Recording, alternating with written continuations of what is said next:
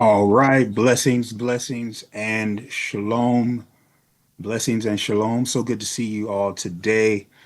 We are here on this beautiful Shabbat morning. I'm so glad and grateful that you guys have all made it here today. Shabbat shalom once again. Guys, we have a wonderful Bible study ready for you this morning, guys. I cannot wait to get to it. So do me a favor, thumb up the video and share the live. Welcome to everyone that is here with us. We're looking forward to a great time of study. You see what it is. You see what the title is, guys. So do me a favor and thumb up the video and share the live. And that's exactly what I'm going to do right now. I'm going to share the live on all my social media platforms. I don't care whether you have Facebook, IG, uh, Discord, TikTok, whatever social media platform that you most predominantly use, go ahead and thumb up the video and then share the live there, guys. Blessings once again and shalom. You know, I'm pretty excited, guys, about this lesson that we started on Tuesday. By the way, if you didn't get a chance, I know Tuesday we started our study super early, 6 o'clock, like an hour and a half earlier. So you're gonna have to do me a favor, guys. You're gonna have to make this commitment with me to alter the time that we start Bible study. Start Bible study. The reason why is because the Most High has blessed me with a blessing, a job, and most days I have to be there at 3:30 a.m. Yeah. So that means I need to be down. I need to be asleep by 8, or at least in the bed by 8, sleep by 8:39. So unfortunately, that's what it is. I'm grateful. I'm grateful. Don't get me wrong. I am super grateful to the Most High for opening a door for a second career, y'all. You guys know that I've been a teacher for 24 years and I'm getting into cybersecurity and I'm starting at the bottom. I'm starting at the bottom, but I am blessed nonetheless. All right. So, our Bible studies on Tuesday nights, guys. Remember, our Bible studies on Tuesday nights are going to be at 6 p.m. 6 p.m. and they're only going to go for 1 hour from 6 to 7. 6 to 7 and we are done. Or you can catch it later at 7:30. You can rewatch it at 7:30, no problem. But if you want to be live with me to ask questions, to interact, guys, please join us at 6 p.m. on Tuesdays going forward. All right. So today, guys, you see what it is.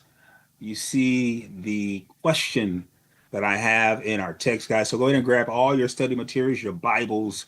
Go ahead and grab all of the things you need to be successful in this study today, guys, because we are going to answer some questions that came up uh, during, or I should say after. Yeah, they came up after the Bible study that I did on Tuesday, which are legitimate questions. I'm really excited about the questions that came up, and I'm gonna see if I can put the question up on the screen. If you give me a chance to find it, and I thought it was an awesome question, um, and let's see. I'm gonna see if I can bring up the actual uh, question that came up. So if you give me a second, I just thought about it. I should have had this all ready to go, but it just hit me right now that instead of just talking about it, why not show, improve? Um, the kinds of questions that I get, which are very interesting, guys, very interesting. And, for me, I think that I take the Bible for what it is. I take the Bible for what is written. Let me ask you guys a question, by the way. And I asked this question before, and I'm going to ask it again. Um, and I'm going to put this question in the text. Put this question in the text. Or in the chat, sorry. I'm going to put this question in the chat. And I want you guys to not answer it right now, but I want you to ponder it. Does meaning of the text, of the Bible, of course, does meaning of the text lie or reside um, with the author of the text or the reader of the text?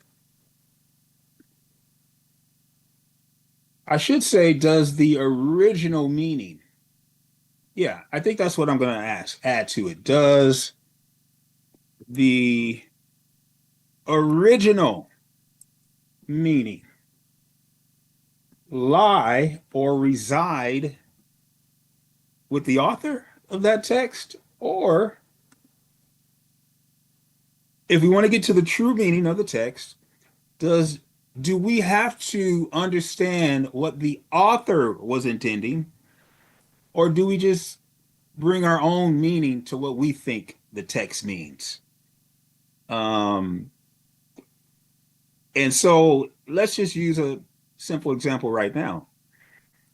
If I was talking to my wife and I tried to communicate to her I loved her, and that's what husbands and wives should do, even though we know we love each other, we oftentimes we communicate that anyways. Not that we're doubting, but we want to express verbally.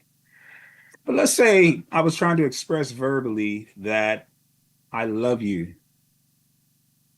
I love you. But I use words that I know what I meant. Should she be allowed to interpret it to mean what she thinks? Or should she try to find out what I meant? Wives or women, I'm sure this is a big problem for you as well when you're trying to communicate to your husband. You know what you mean.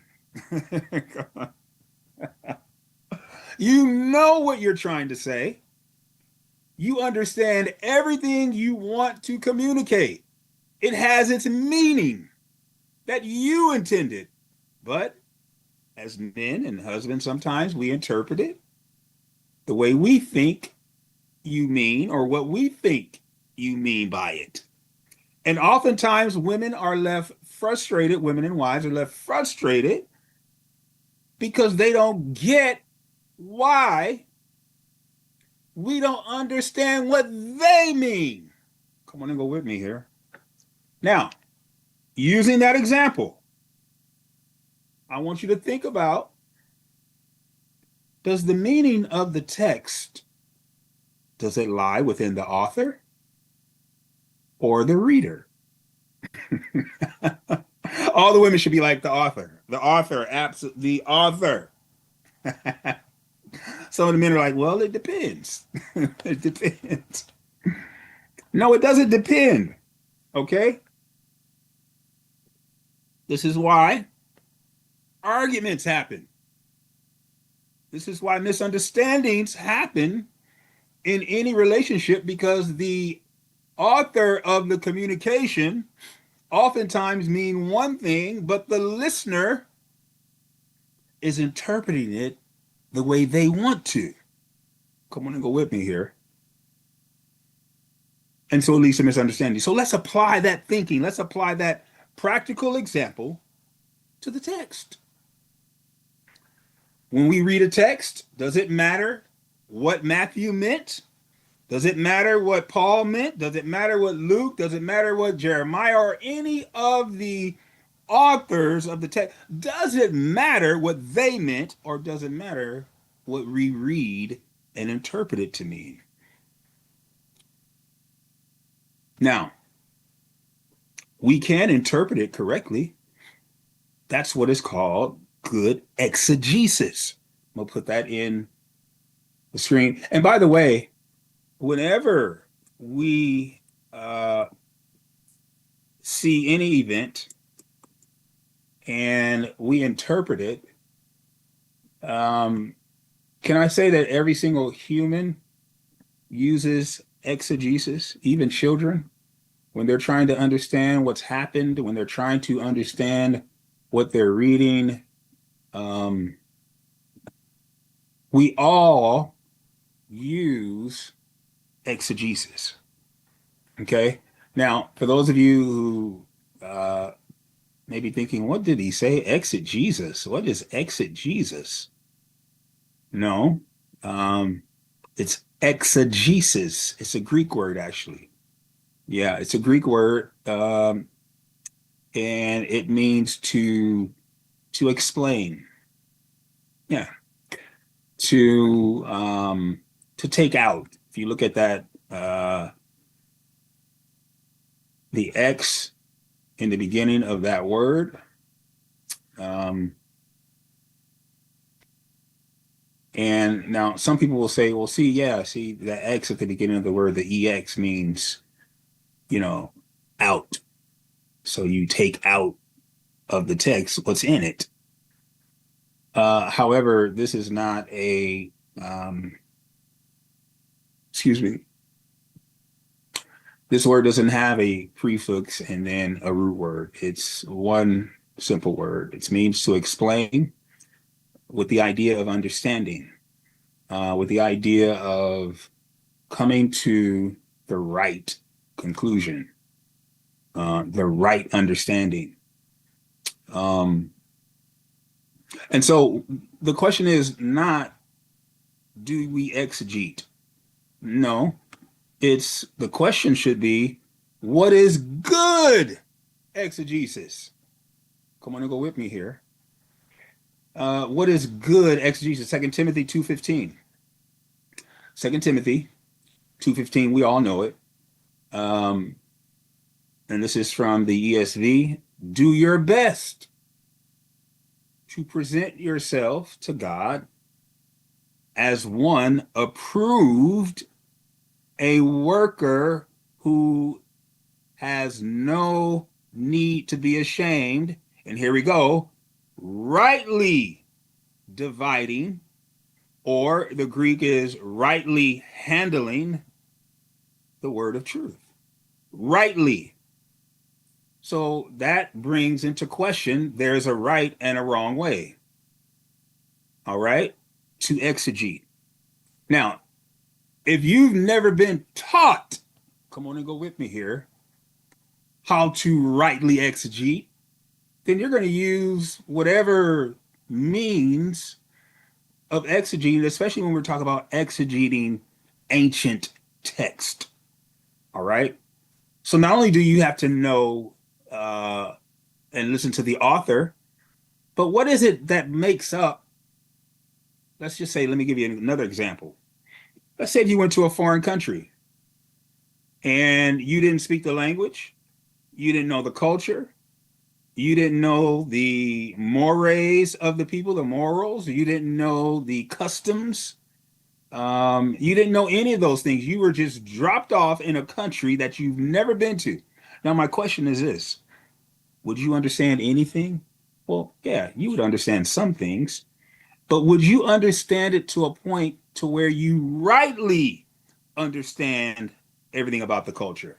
And the question is absolute. I mean, the answer is absolutely no. You would not.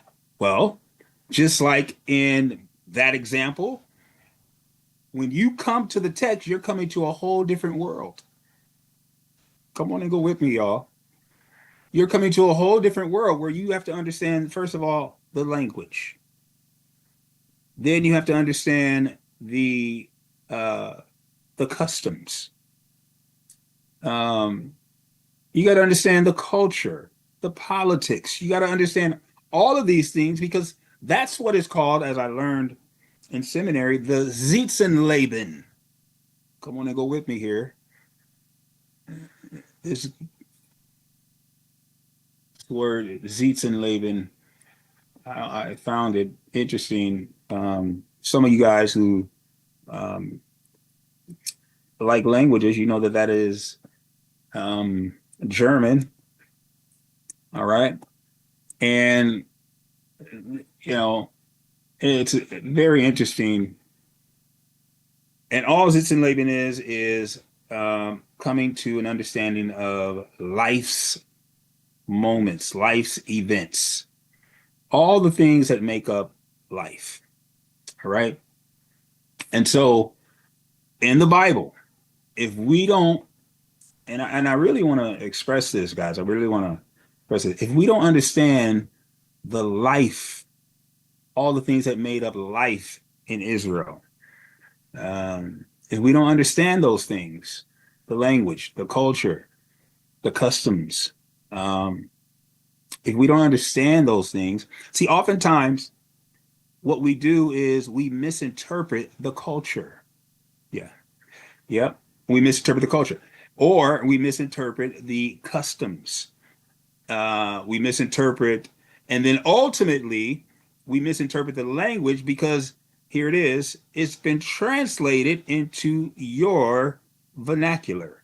Yeah, it's been translated into English. And so what we have to do is we have to get back to the culture, the customs, and also the language as well. And so I want you guys to take these examples that I've given you and I want you to apply them to understanding scripture. And today, guys, I cannot wait. Turn with me to the book of Jeremiah and then hold your finger there. All right. And then we're going to go to Matthew chapter 28. All right. So turn with me to Jeremiah chapter 31. Jeremiah chapter 31. And I'm going to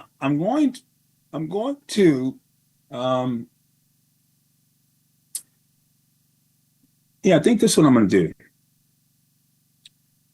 That original question that I told you guys about, I'm going to put it in my presentation. Okay. Give me 1 second here. And while you're waiting for that, turn with me to Jeremiah 31. And I'm going to see if I can pull this question. Brilliant, awesome question, guys. And listen, by the way, listen, I'm not taking what someone asked and trying to put them on blast or anything like that. I really and genuinely want to respond.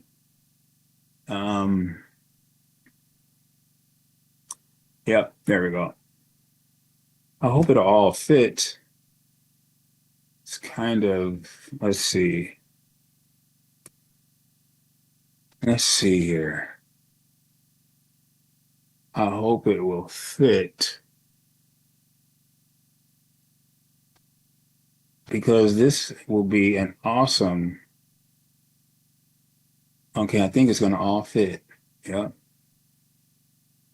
So Jeremiah 31, and then go to verse 31. Okay. Jeremiah 31 and 31. And then we're going to go to Matthew 28 and 19, but not yet. We're going to read in 31 first. Then we're going to go to 28 and 19. Right. And let's see. I got to get there first, right? So Jeremiah, I thought I was almost there. 31 and then 31. Okay, so now we're in, and see, here's another thing about understanding the text. rightly dividing. Not only do we have to understand all of those cultural things, like the language, the customs, the culture, but we also have to understand genre. Yeah, the genre. That means what type of writing is Jeremiah? Is it narrative? Is it historical narrative? Is it uh, fiction? Is it um, is it prophecy? Oh, it is prophecy because Jeremiah is a prophet. However, Jeremiah contains also history as well and some narrative. And so you have to know where you are in the text to understand what interpretive tools or exegesis tools to use. Are y'all with me? Okay. And so Jeremiah 31 and 31. So, guys, before we get started, do me a favor. Once again, if you're here, welcome. But do me a favor, join, thumb up the video and share the live. Thumb up the video and share the live as we get started here. Jeremiah 31 and 31. Behold, the days come, saith the Lord, that I will. So notice this, I will, saith the Lord, that the Most High is going to do something. All right, that's number one. I will, the Most High says, there's going to come a day when I'm going to do something. Well, let's see. I will make a what? A new covenant with the house of Israel and the house of Judah. I want to stop right there. Now, let me dispel a couple of myths. To all of those who believe that the church has replaced Israel and Judah, you got to contend with this text. And listen, you listen carefully. You got to contend with the text. Listen, I don't want to hear your philosophical rationale. I don't want to hear any of that. I want you to deal with the contents of this text. I'm going to make, the Lord says, I'm going to make a covenant with the house of Israel and the house of Judah, which combined are called Israel. Now, here's where we need to understand a little history of Israel. We know that Israel has always had Gentiles present with them. As a matter of fact, if we look at the original person that was made, that the covenant was made with, well, one of the covenants, one of the major covenants, Abraham, Abraham was not even an Israelite. Uh-oh. Come on and go with me here. No, you know Abraham wasn't an Israelite. No. Jacob and his sons, yep, are Israelites. And not only them, all right, but we have the first original covenant being one of the a covenant, sorry, major covenant being made with Abraham. Now, I want to show you Matthew chapter 28. So you see, well, let's go back. Hold on. I'm going too fast. I'm going too fast. Let me keep reading in Jeremiah because I really want you to see something. He says, not according to the covenant that I made with their fathers in the day that I took them by the hand to bring them out of the land of Egypt, which my covenant they broke. Now, if you didn't tune in on Tuesday, you need to watch Tuesday, guys. You need to go back and watch Tuesday's lesson. I'm, listen, dead for real, serious. He said, which my covenant they broke, although I was a husband unto them, saith the Lord. But this shall. Notice all this future language. I will in the future, but this shall be in the future. The covenant that I will make with the house of Israel. After those days, saith the Lord, I will, what is he going to do? I will put my law in their inward parts and write it in their hearts and will be their God and they shall be my people. Now, here's the verse that is causing contention. Notice what verse 34 says, guys. And they shall teach no more every man his neighbor and every man his brother, saying, know the Lord. What is going to be a part of this new covenant? Well, there's a couple things. He's going to put the law in their hearts. And then he says, and they shall teach no more every man his neighbor, every man his brother, saying, know the Lord. So he's saying when the new covenant comes and he puts the law in the hearts of Israel, believers, he's saying they're no longer going to need to teach one another. Keep this verse in mind. Please keep this verse in mind. Part A of this verse, and they shall teach no more his neighbor or brother. No longer will they need to teach. This is how some people interpret this. No longer will they need to teach anything. But this one says, teach every man his brother, saying, know the Lord, for they shall all know me. Who is the all? Is he talking about all human beings are going to know him? Absolutely not. Absolutely. Remember who the covenant is being made with. See, again, a lot of times, guys, these misinterpretations comes from, and I just got to be blunt, it's just a lack of comprehension skills and context. All right. We're talking about not all humans, but we're talking about the house of Israel and the house of Judah, believers, which are made up of Gentiles and Israelites. All right. All of them, you will no longer have to say, know the Lord or know me, for they will all know me. From the least of them, again, who is the them? Unto the greatest of them, saith the Lord. For I will forgive their iniquity. Here's another key that lets you know who he's talking about or talking to. Okay? He's going to forgive the sins. And oh, let me I beg your pardon. This does not mean sins. This word right here, let me show you this word in Hebrew.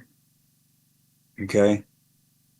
Um, this word in Hebrew. Okay. Well, actually, you know what? I'll show you in Hebrew, then I'll show you in the Septuagint. Leon nam. Okay. Leon nam. Now, in the Hebrew, let me show you this word here. And I believe it is anomia.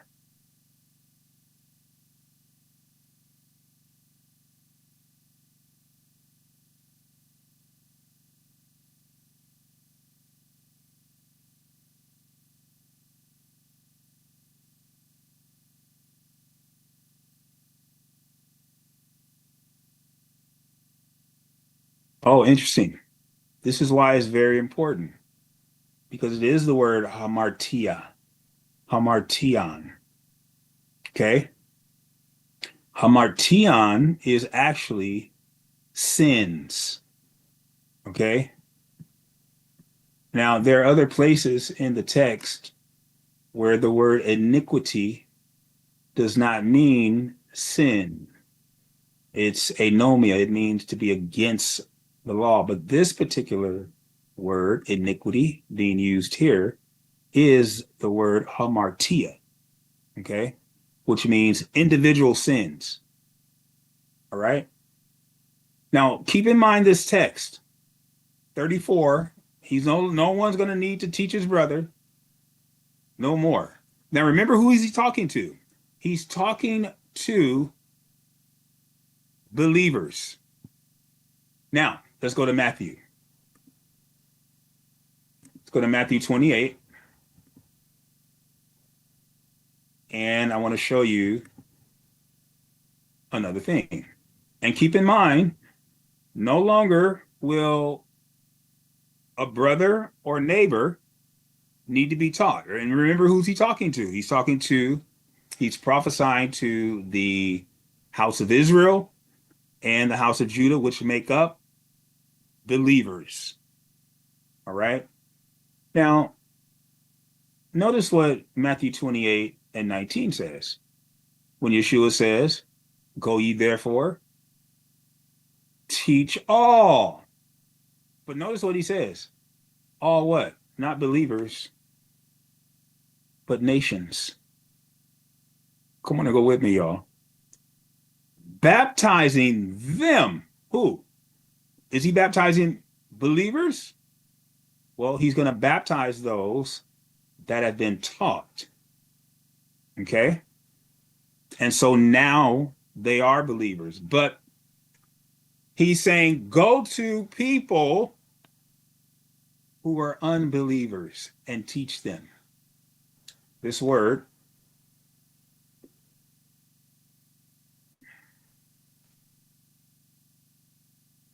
is the word ethne.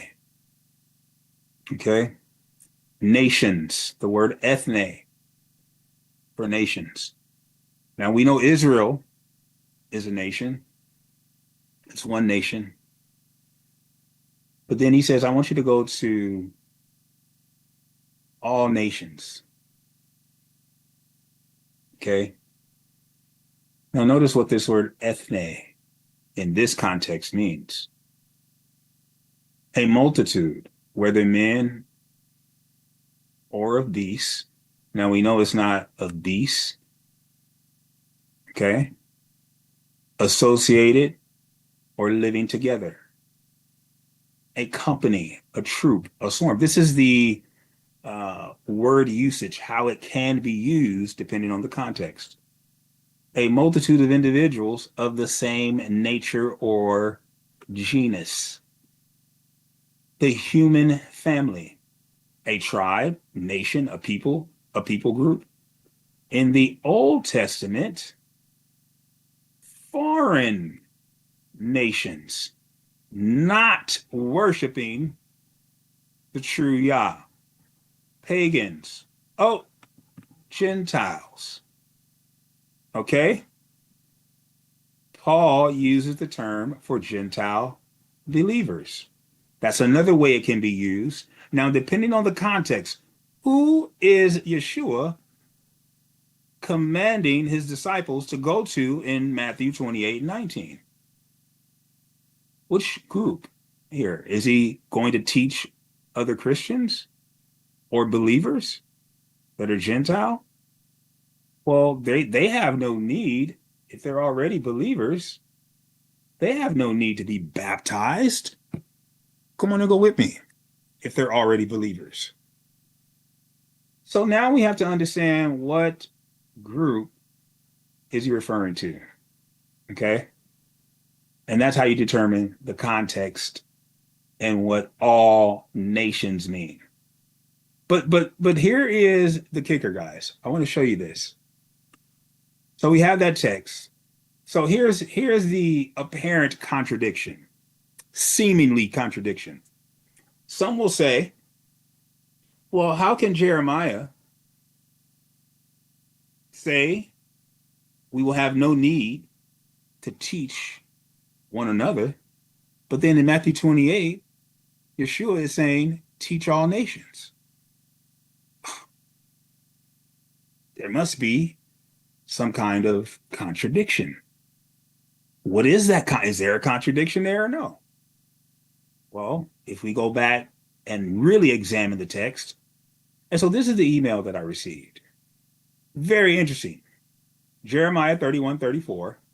No more shall every man teach his neighbor and every man his brother, saying, know the Lord, for they shall all know me, from the least of them to the greatest of them, says the Lord. So why would Yeshua say, teach all nations if every man is going to know me? So here's the question. When was Jeremiah 31:34? Watch this. When was this text? Uh-oh, did I move it? I think I did. When was this text ever fulfilled? That no man would need to teach his neighbor or his brother to know Yahweh because they all knew him. And then here's the question. If Messiah inaugurated the new covenant of Jeremiah 31:33-34 that we just read, why in Matthew 28:19 did he tell his disciples to go ye therefore and teach all nations? Legitimate question, right? Yeah, it's a legitimate question. But what's happening here is we're misunderstanding the tension in those two texts. Yeah, we're misunderstanding what is called the tension. And really, if you read it correctly and understand and exegete it properly, there's really no tension. But when you misunderstand the context, when you misunderstand or misread, then seemingly there is tension in the text. Now, let me respond very quickly to dispel this. And then we're going to get into a little bit of covenants and how covenants were made in the Old Testament and how they're made in the New. But before we do that, I want to go back to this text, Jeremiah 31. And I want us to focus on verse 31. When he says a new, guys, please write this word down, new. I want you to write that word down, okay? Because we are into studying right now. We've been into studying, but we're going to go deeper right now.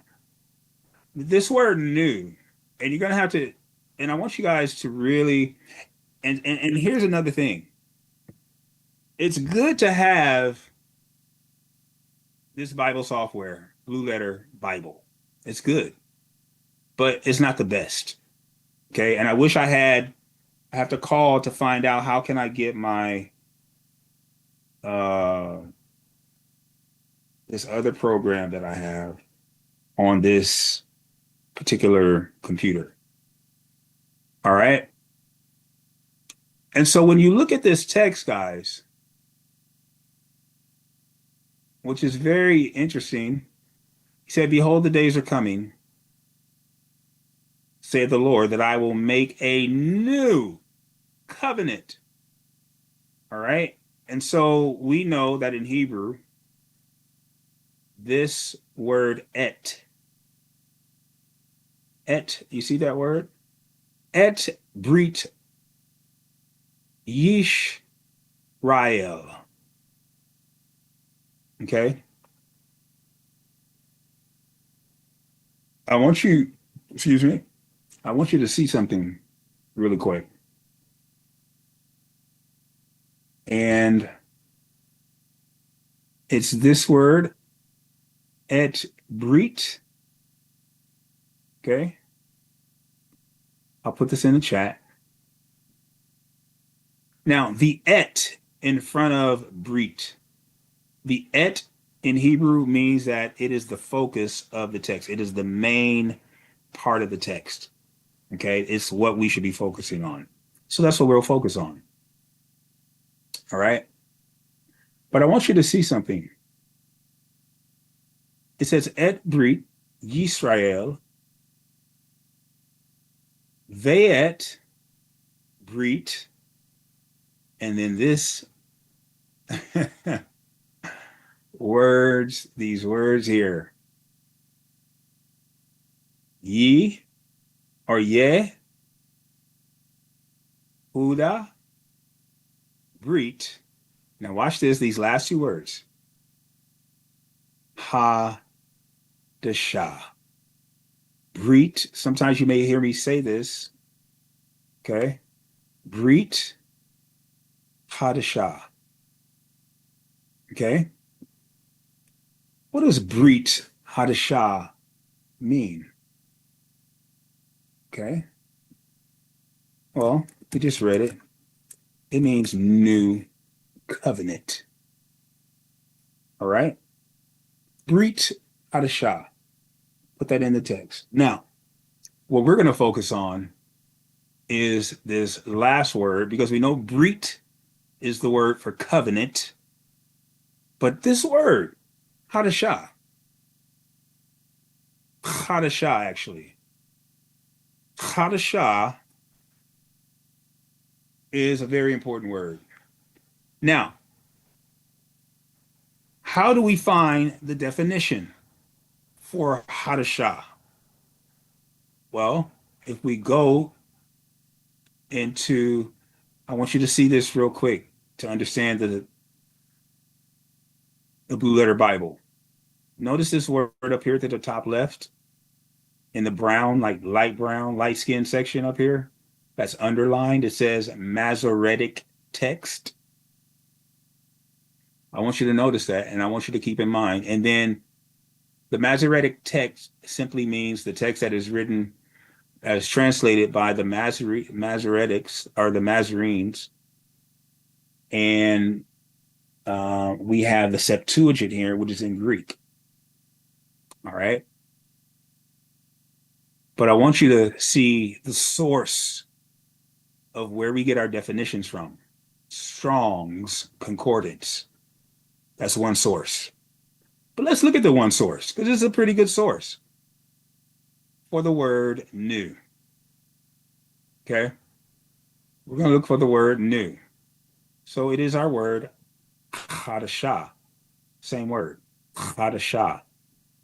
Well, let's see what this word means according to one source, Strong's. Okay? New. In some contexts, it can mean brand new, new thing, or fresh. All right. So it gives us three definitions from one source. But then if we scroll down, it comes down to give us another source, Brown, Driver, and Briggs. Or for those Bible scholars out there, the BDB. Okay. It's a lexicon. It's another lexicon. Strong's is one source. The Brown, Driver, Briggs is a second source.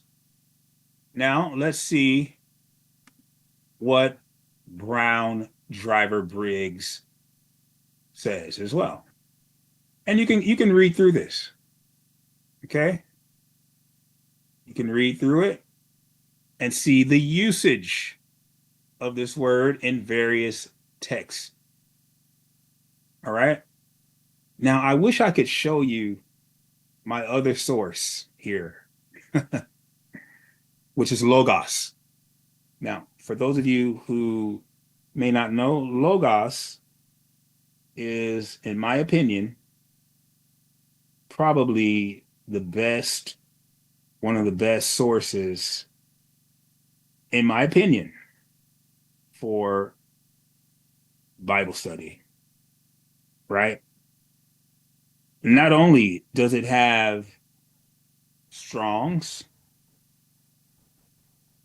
and Brown, uh, Driver, and Briggs, but it also has, oh my God, I wish you can see this. I'm looking at another computer and just it has, let's see, 1, 2, 3, 4, 5, 6, 7, 8, 9, 10, 11, 12, 13, 14, 15, 16 different sources for the word new. I wish you know what, maybe I can take a picture of this. I don't know. Let me see. Maybe I can. Maybe. Just maybe. Um, God, I want to do that. I want to show you the how many different sources are being used here. Oh yeah, here we go. So I'm gonna take a picture. I just want you to see for the word new. And so I took the picture. Now let me see if I can import it into our lesson. Guys, I'm doing this because I want you to see the, the amount of sources. In other words, Blue Letter Bible only gives you two sources of how you can find the definition of Hadashah. But Logos gives you 16 different sources. Now, let me see if I can do the same thing over here. And I'm going to attach. Guys, please be patient with me because I didn't plan on doing this, but send this message without the subject. Yep. All right. So please be patient. Please be patient. We're studying. This is real. Look, it takes time to study. Well, why didn't you have it already prepared? I just told you why. I didn't plan on doing this. I just plan on saying what I was going to say. However, you know me, I like to show and prove. Okay. So give me just a little bit more time and I would appreciate it. It's going to be worth it. It's going to be worth it. Not that one. 16 different sources.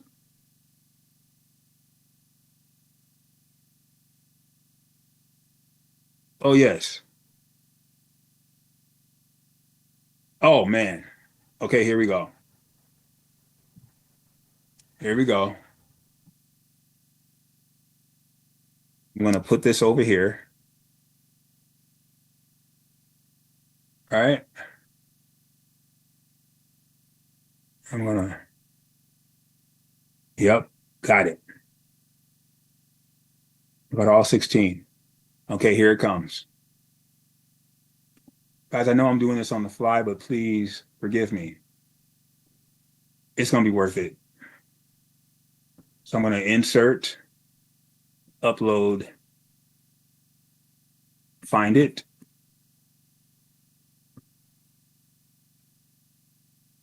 click on it, bam, there we go. See how you do that? Look at all the different sources. I have to find a way to put this program on this computer. Now, I want you to go down the list for the word Hadashah. So we can see the word Hadashah here. Behold, the days are coming. I'm on the top, the very top of this slide. Behold, the days are coming, declares the Lord, when I will make a new. Here it is. So this word, so here's the BDB, Brown Driver.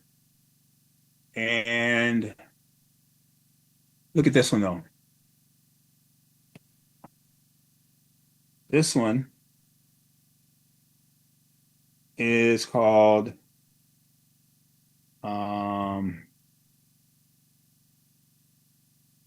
I didn't want to make expanded.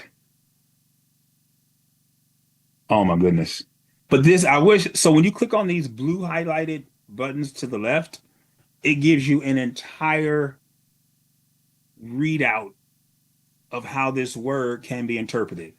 So when we click on this first one, the DBL Hebrew, um, for Hadashah, look, one of the first usage is to renew. I wish you could see it, but you can go ahead and check it out. The NASB dictionaries, that's another source to get new. The Halat, okay, new or fresh, which we saw in the Strongs. Look at this one, new, a threshing wain, fresh of the year, unheard of, new, fresh, new, and then this one doesn't even, we have to click on it to find out. All of these different sources, guys, 16 additional sources that we can find out that this word hadashah does not simply mean brand new. Okay? It can mean renewed. And this is why some people say the covenant was not a brand new. Why? Why isn't it not brand new? Well, because we look here, he says in verse 32, not according to the covenant that I made with their fathers in the day that I took them by the hand and led them out of Egypt, which my covenant they broke, although I was a husband to them, saith the Lord. Listen here. Verse 33, but this shall be the covenant that I will make with the house of Israel. After those days, saith the Lord. Notice what is exactly the same. I will put my law in their inward parts and write it in their hearts. So this is very interesting. This is very interesting because if you tuned in on Tuesday, you would know that the covenant is referring to the Torah.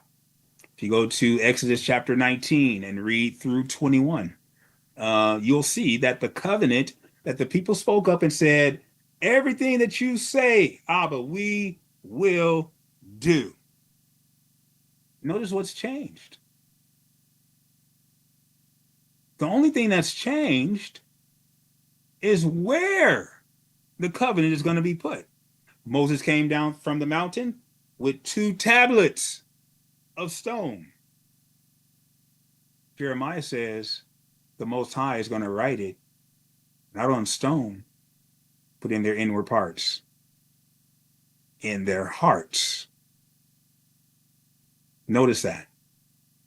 So the only thing that's changed from the old covenant to the Hadashah, or refreshed or renewed covenant, is where he's putting it. Come on and go with me here. You need to tune in on Tuesday to find out what the covenant actually is. And we found out, guys, that it is always referring to the Torah, the commandments, or the laws and statutes. Always. Okay? And so we need to understand something. Yes, we need to definitely understand. And I got receipts, guys. Hey, listen, don't sleep. Don't sleep. Y'all know me. We have multiple receipts showing that the covenant means the commandments.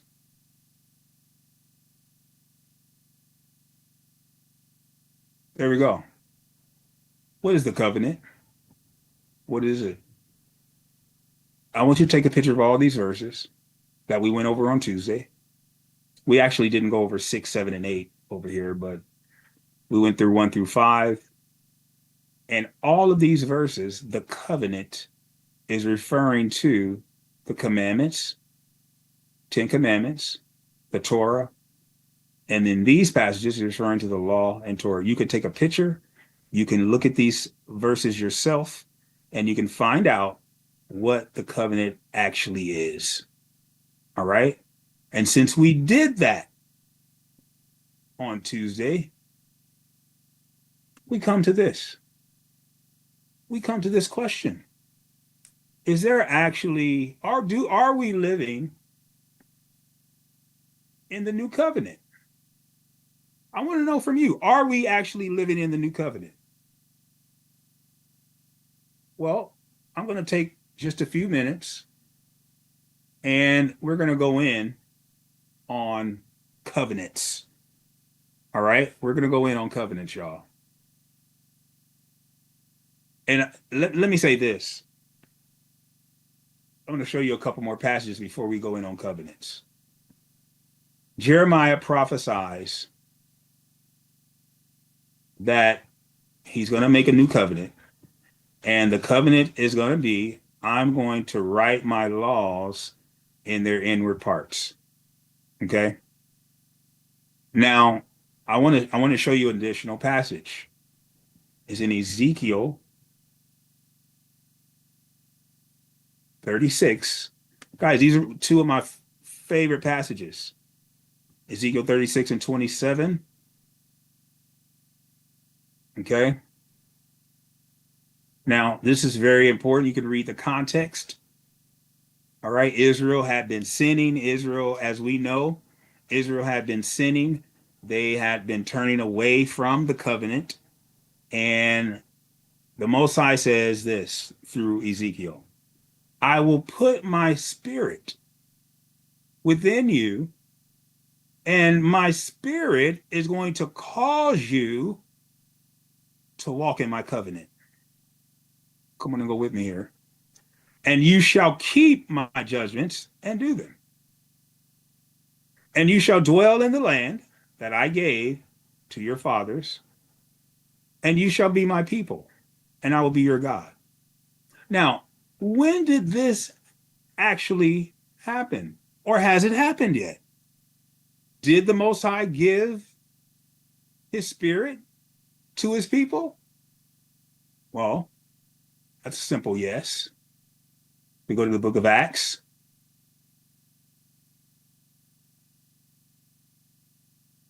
Chapter 2. When the day of Shavuot, or Pentecost. Pentecost is in the Greek, which simply means it's the same word as Shavuot in Leviticus 23, one of the feast days. He says, and when the day of Pentecost was fully come, what happened on that day? Okay. What happened on that day? Well, verse 2 says, and suddenly there came a sound from heaven as a rushing mighty wind, and it filled all the house where they were sitting. Well, who is they? Well, let's keep reading. And there appeared unto them cloven tongues like as a fire. Notice it says like as a fire. And it sat upon each of them. And they, notice this, verse 4, they were what? Filled with the Ruach Kodesh. Okay. Now, who were all there? Notice this in verse 8. And how hear we every man in our own language wherein we were born. Now, notice the languages in verse 9 through 11. Those are all the languages. Okay? And all the places that believers in the Most High were coming to celebrate Pentecost every year. As a matter of fact, in Leviticus 23, it tells us that Pentecost or Shavuot is one of the feasts that Israelites were required to go up to the temple once a year. All right. And this is why all of these people from everywhere in the Roman Empire were coming to Jerusalem. Okay. Now, what's interesting is Peter's sermon. Notice what Peter says. But this is that, in verse 16, which was spoken by the prophet Joel.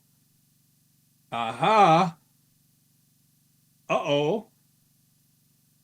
Now, what did Joel say about this day? What did Joel say? I'm just trying to figure out, what did Joel say? I'm just saying.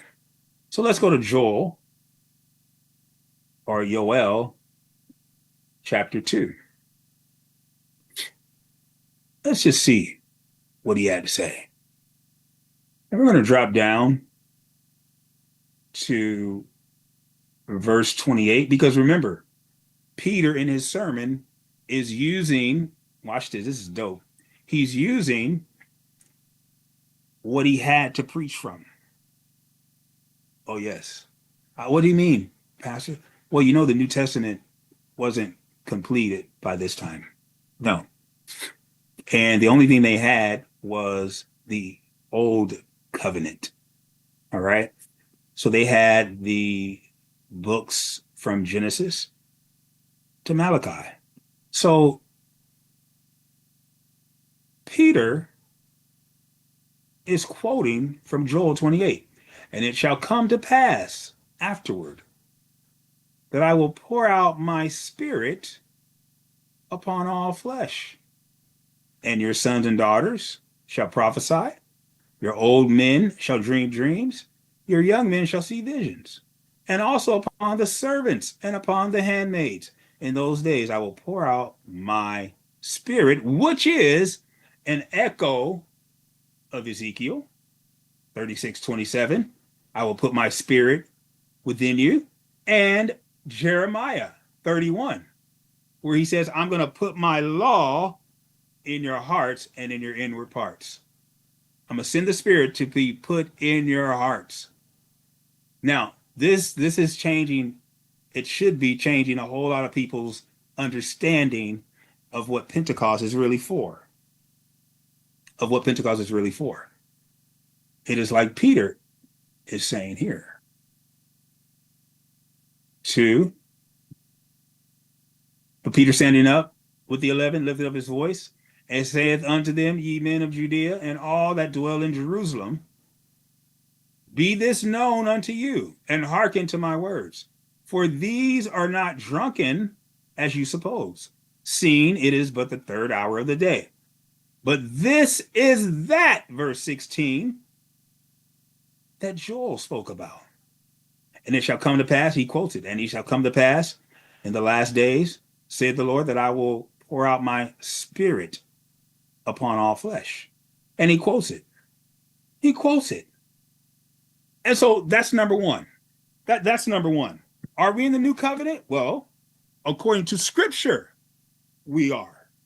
Now, we can look at passages like, let's see.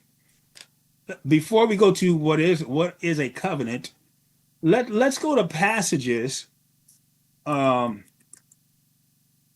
Yeshua says things like, if I don't go away. Yeah, he said things like, if I don't go away, what cannot come? The Spirit. Yes. So it's more advantageous of you for me to go away. Yeah, he said things like that. And so let's look at, okay, why not? Let's go to John 16, which is actually John 14 through 16. I'm very fond of those passages there in John. I'm kind of hesitant to say that maybe John is one of my favorite writers, honestly. But let's look at John 16. Well, let's just read the whole verse here. Go to verse 5. But now I go my way to him that sent me, and none of you asketh me, whither goest thou? But because I have said these things unto you, sorrow hath filled your heart. Nevertheless, I tell you the truth. Now, this is what Yeshua says. It is expedient for you that I go away. For if I go not away, notice what he says, the Comforter will not come unto you. But if I depart, I will send. Notice what he says about the Comforter, the Spirit, the Ruach. He says, I will send him to you. Do you see that? So Yeshua continuously reminds them that it is more expedient for him to go away so that the Ruach that was prophesied in Joel, the Ruach that was prophesied in Jeremiah, the Ruach that was prophesied in Ezekiel, and that was fulfilled in the book of Acts, could come. Now, this is very important. This is very important because what we see, and then I can go to other passages where Yeshua says things like, this is the new covenant in my blood. So let's start right there. Let's start right there. I think it's in Luke 22. It's in different places, but let's go to Luke 22. And I think it's 20. Yeah. So I want to see, is this in other places? Well, I mean, not if, but I know it is. Let's see. I'm just gonna look up the word cup. That's a good place to start. Let's see. Let's see.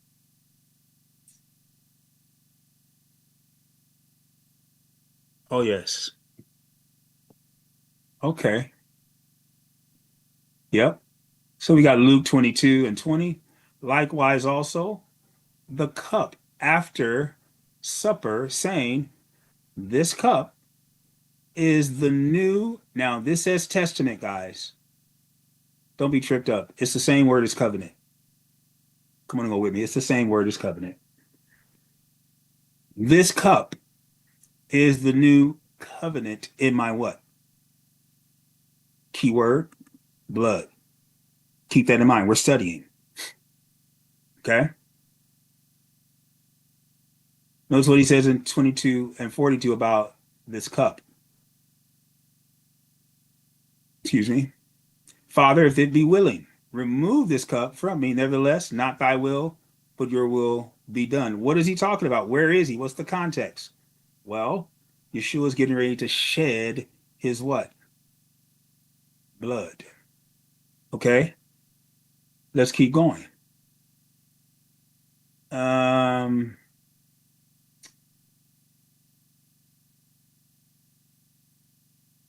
Hold on. All right, 1 Corinthians 11:25. This is Paul now. After the same manner also he took the cup when he had supped, saying, this cup, he's quoting, is the new covenant in my blood. Keyword, blood again. This do ye as often as you drink in remembrance of me. All right. So we see in at least two passages,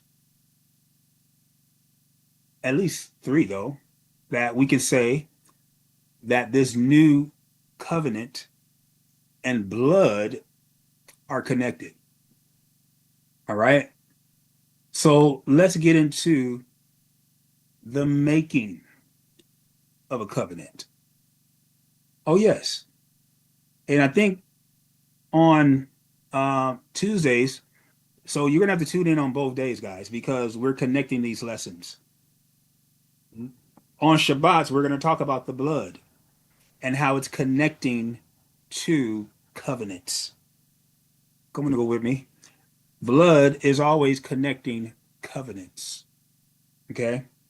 And so, where is the first place where we see blood being shed and a covenant is being made? Okay, you guessed it. Let's go to the book of Genesis. Oh, yeah, we're going to go deep today, guys. We're just, I think we're going to look at Genesis here and we're going to be done. And then next week we'll come back and we'll pick it up again. And we're just going to follow the making of a covenant and the connection between blood and the covenant and how it culminates in Yeshua, where he says, this is the new covenant in what? My blood. All right. And how that is connected to the Brit Hadashah, or the new or the renewed covenant. All right. So let's look at Genesis really quick. Genesis. Yeah, this is real study, guys. This is real study. Genesis chapter 3. And you guys all know um, what happened. We're going to drop down to verse 21. And you know exactly what happened. All right. So let's look at verse 21. And we're going to make some connections. Unto Adam also, and to his wife, did the Lord Yah, what did he do? He made coats of skins and he clothed them. Why do you have to clothe them? Because Adam and Eve all of a sudden were aware that they were what? Naked. All right. So he says, notice what the Most High did. Unto Adam and his wife Eve did the Lord make coats of skin and clothe them. Now let's get into this making of coats and skins. Okay. This making of coats and skins. Where did he get the skins from? Come on with me here. There's a visual that we're often given that Adam and Eve had on twigs and flowers covering. No, that doesn't, this is not what this says. Let's get into the Hebrew. Let's get into the Hebrew a little bit. Okay. Figs and leaves was what Adam and Eve attempted. Okay. And Yah says, I don't accept your human effort in trying to cover your sin. No. But he provides animal skin. So let's look at this word skin. Or let's look at coats of skins, actually. Okay. So this Hebrew word is ku to net. Kutonet. Okay. A tunic. Kind of sounds like tunic, right? Kutonek. Undergarment. A long shirt-like garment, usually of linen. Okay. Now, this word linen, guys, is very important. All right. And we're going to look at that in just a second. Okay. Because the question that's coming to my head is what animal could produce linen? Well, goats, lambs. This is deep, guys. This is deep. So he says, we're going to look at it. So we already know what a coutinet is, coats. It's a tunic, it's a long covering the inner parts. But let's look at the word for skins. Now, for those of you who were in our Hebrew class, we know this word should be familiar. Okay. And I want you to see this word.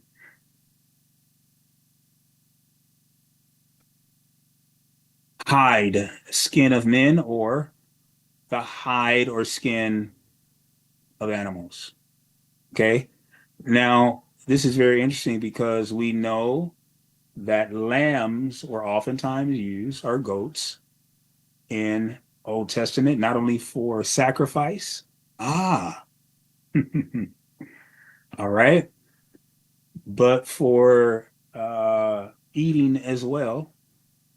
If you look at one of the feast days, Passover, we know that lamb was used for a sacrifice, and the blood of the lamb in Exodus was used to cover. All right. So we see here the hide of animals. Now, let me just explain something that the Most High had to shed the blood of this animal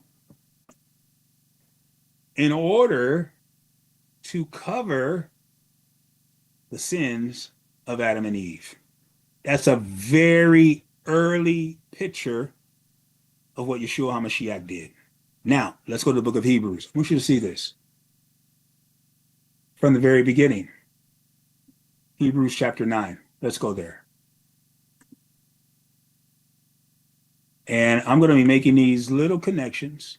So you want to connect Genesis 3 to Hebrews 9:22, of course. All right.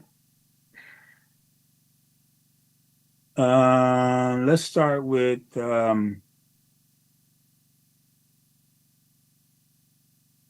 let's start with 22. And almost all things are by the law purged with blood. And without shedding of blood, here's our key phrase, there is no remission of sin. You see that? So we have to connect the blood and sacrifice to the forgiveness and the remission of sin. As he says in the book of Hebrews, without the shedding of blood, there's no remission of sin. And just like the Most High started off with in the book of Genesis, that pattern continues. Now, when we look at all of these different origins of covenant and blood sacrifice, we're ultimately going to get to Yeshua's statement where he says this is the new or renewed covenant in my blood. All right. And so, guys, I wanted to share today that there's no tension in the text, but what we have in Jeremiah 31, 31 through 34, and Matthew 19 is not only a fulfillment, but we have an ultimate fulfillment that will come where every believer will have no need for his brother or neighbor to teach them. There's going to come a time when that happens, but it's not yet. It is not ultimately fulfilled yet. And so, is there tension in the text? Well, if you misread it, if you don't comprehend, in Jeremiah, believers are going to be saying no man needs to be taught. In Matthew 19, we're going to be teaching unbelievers. Completely different context. And so, is there tension? Yes. If you misread, if you misinterpret, if you wrongly divide the text. All right. So, guys, we're going to come back on next week and we're going to talk about our next sacrifice with blood. Actually, it's coming from the book of Genesis as well. And email me to let me know which one do you think it is. And we're going to pick up here next week. And guys, don't forget, on Tuesdays at 6, please join us. Please make that sacrifice if you can. It's going to be worth it. I pray that you have a beautiful and wonderful Shabbat. Shabbat Shalom to you.